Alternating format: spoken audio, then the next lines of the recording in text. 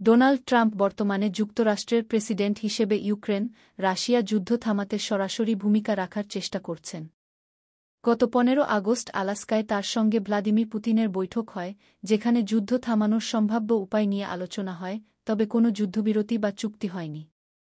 এরপর 18 আগস্ট ওয়াশিংটনে Volodymyr Zelensky ও ইউরোপীয় নেতাদের সঙ্গে বসে ট্রাম্প ঘোষণা দেন, যদি যুদ্ধ থামে, যুক্তরাষ্ট্র ইউক্রেনের দীর্ঘমেয়াদী নিরাপত্তা নিশ্চয়তা দেবে।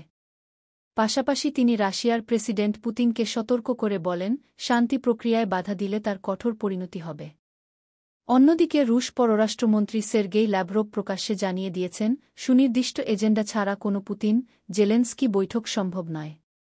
প্রসঙ্গত, ট্রাম্প বহুবার বলেছেন তিনি 24 ঘণ্টায় যুদ্ধ শেষ করতে পারবেন, এটি তার রাজনৈতিক প্রচারণার অংশ, বাস্তবে এর কোনো রূপরেখা নেই। যুদ্ধ থামাতে তার আগ্রহকে অনেকে ইতিবাচক দৃষ্টিতে দেখলেও সমালোচকরা বলছেন, এর পেছনে রাজনৈতিক সুবিধা নেওয়া ও ব্যক্তিগত ইমেজ উন্নত করার হিসেবও আছে। এছাড়া নোবেল শান্তি পুরস্কারের প্রতি তার আকর্ষণ নতুন নয়, 2019 থেকেই তিনি প্রকাশ্যে বলেছেন তিনি এটি পাওয়ার যোগ্য। এমনকি সম্প্রতি নরওয়ের এক মন্ত্রীর সঙ্গে কথোপকথনেও নোবেল প্রসঙ্গ তোলেন।